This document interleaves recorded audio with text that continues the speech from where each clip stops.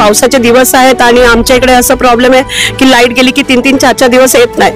ही कर्मचारी काम करायला त्या विजेच्या पोलवरती चढले होते, त्यावेळेला वीज कनेक्शन सुरू होतं नाही.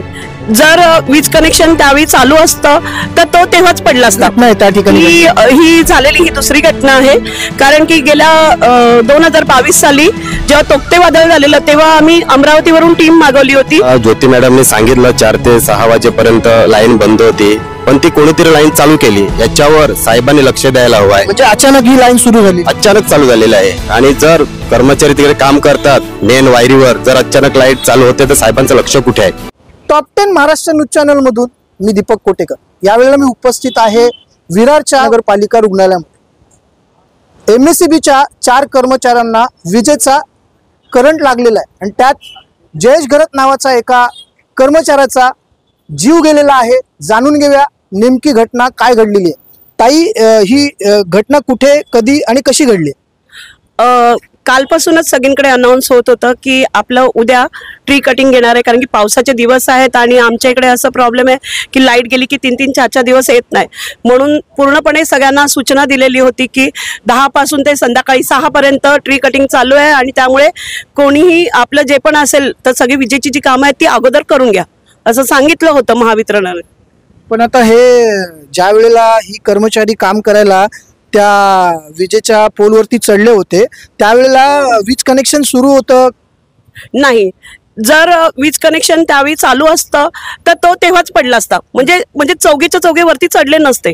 कारण की आम्ही आज इतके वर्ष 20 वर्ष आम्ही काम करतो, पण 20 वर्षात एवढं तरी माहिती आहे की ना वरती माणूस चढल्यानंतर कुठून तरी करंट सप्लाय झालेला आहे आणि तेव्हा तो पडलेला आहे आणि हा अपघात झालेला आहे. ही कितवी घटना आहे त्या ठिकाणी? ही झालेली ही दुसरी घटना आहे. कारण की गेल्या 2022 साली जेव्हा तोक्ते वादळ झालेलं तेव्हा आम्ही अमरावतीवरून टीम मागवली होती. त्या टीम मध्ये सुद्धा एका मुलाचा मृत्यू झालेला होता आणि त्याला सरकारने भरपाई पण दिली होती 4 लाखाची आणि आपल्या संजीवनीमध्येच त्याला आम्ही नेलं होतं. तर माननीय आपले आमदार क्षितिजदादा पण होते तेव्हा, त्यांनी पण सहकार्य केलं आम्हाला त्यासाठी. कारण की नंतर इथून ॲम्ब्युलन्स करून त्याला त्याच्या घरी पाठवण्यात आलं. मग आता ही जी 4 मुलं आहेत, हे 4 राहणारी कुठची आहेत? ही जी 4ही मुलं आहेत ती म्हणजे अर्नाळ्यापैकीच आहेत, असं नाही की कुठली लांबची आहेत.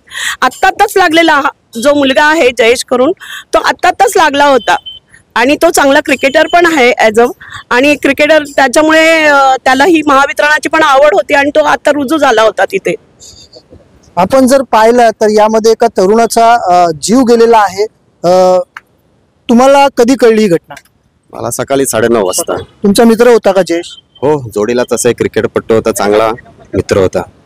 घटना कशी घडली, काय तुम्हाला माहिती? काय घटना घडली, आता ज्योती मॅडमने सांगितलं 4 ते 6 वाजेपर्यंत लाईन बंद होती, पण ती कोणीतरी लाईन चालू केली. याच्यावर साहेबांनी लक्ष द्यायला हवं आहे. म्हणजे अचानक ही लाईन सुरू झाली, अचानक चालू झालेलं आहे. आणि जर कर्मचारी तिकडे काम करतात मेन वायरीवर, जर अचानक लाईट चालू होते तर साहेबांचं लक्ष कुठे आहे?